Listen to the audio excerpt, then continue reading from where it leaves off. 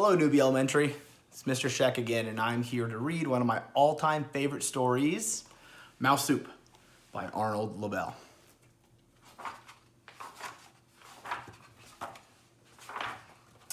A mouse sat under a tree and was reading a book.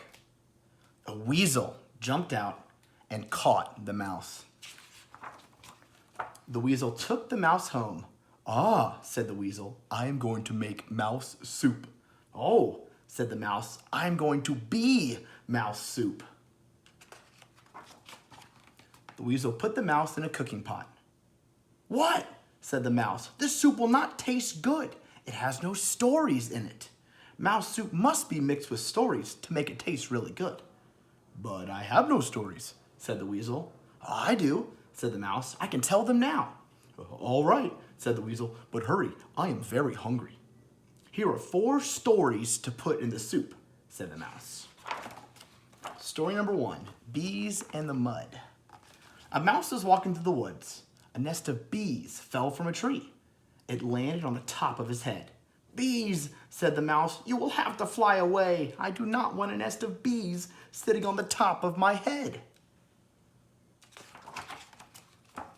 But the bees said, "We like your ears, we like your nose, we like your whiskers. Oh yes, this is a fine place for our nest. We will never fly away." The mouse was upset.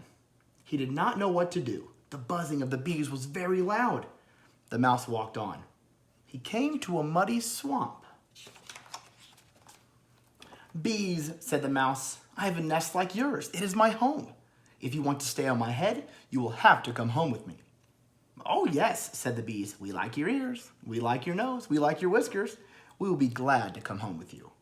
"Very well," said the mouse. He stepped into the mud up to his knees. "Here is my front door," said the mouse. "Oh yes," said the bees. The mouse stepped into the mud up to his waist. "Here is my living room," said the mouse. "Oh yes," said the bees. The mouse stepped into the mud up to his chin. "Here is my bedroom," said the mouse. "Oh yes," said the bees. "And now I will go to sleep," said the mouse. He ducked his head under the mud. "Oh no," said the bees. "We like your front door, we like your living room, we like your bedroom, but no, no, no, we do not like your bed." The bees jumped up into the air and flew away. The mouse went home to take a bath. Story number 2, 2 large stones. 2 large stones sat on the side of a hill. Grass and flowers grew there. "This side of the hill is nice," said the first stone, "but I wonder what's on the other side of the hill." "We do not know. We never will," said the second stone. One day, a bird flew down. Hey, bird, can you tell us what's on the other side of the hill?" asked the stones. The bird flew up into the sky. He flew over the hill. He came back and said, "I can see towns and castles. I can see mountains and valleys. It's a wonderful sight." The first stone said, "All those things on the other side of the hill? How sad," said the second stone. "We cannot see them. We never will." The 2 stones sat on the side of the hill. They felt sad for 100 years. One day, a mouse walked by. "Hey, mouse, can you tell us what's on the other side of the hill?" asked the stones. The mouse climbed up the hill. He put his nose over the top and looked down. He came back and said, "I can see earth and stones. I can see grass and flowers. It's a wonderful sight." The first stone said, "The bird told us a lie.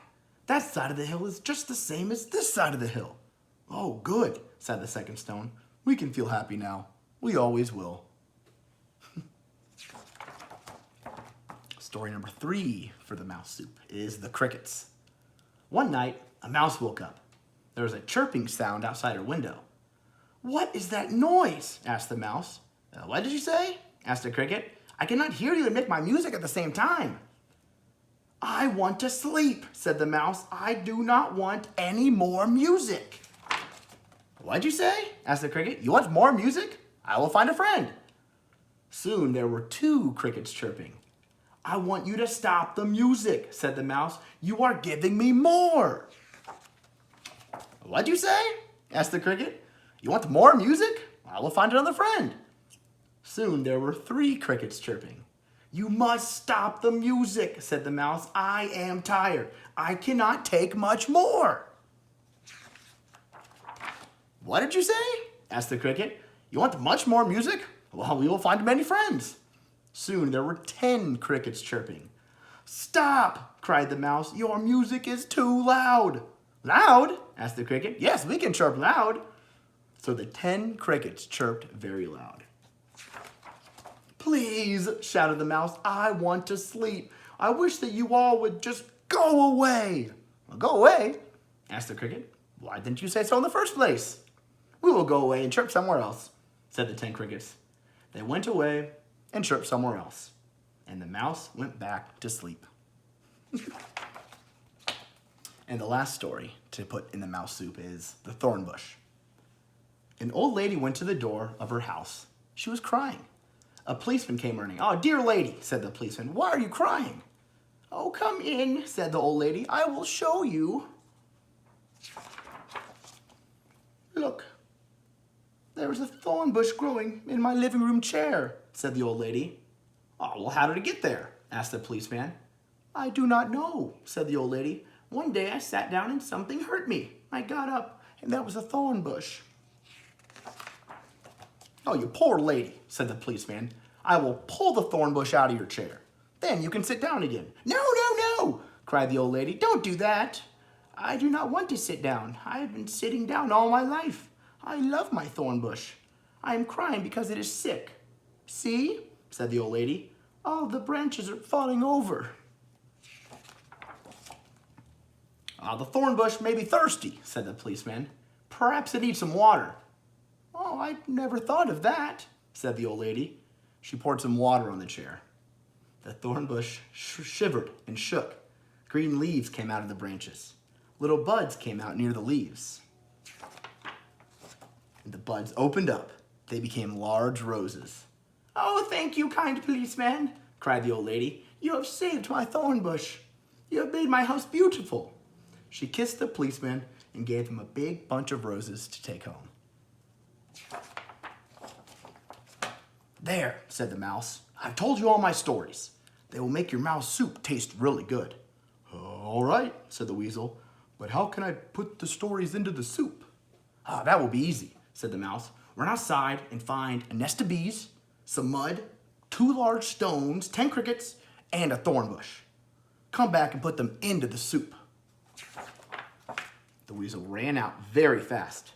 He forgot to close the door. The weasel found a nest of bees. He was stung many times.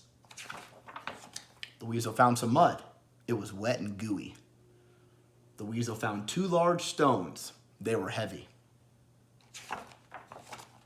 The weasel found 10 crickets. He had to jump to catch them. The weasel found a thorn bush. He was pricked and scratched. "Now my mouse soup will taste really good," said the weasel. But when the weasel came back to his house, he found a surprise. The cooking pot was empty. The mouse hurried to his safe home.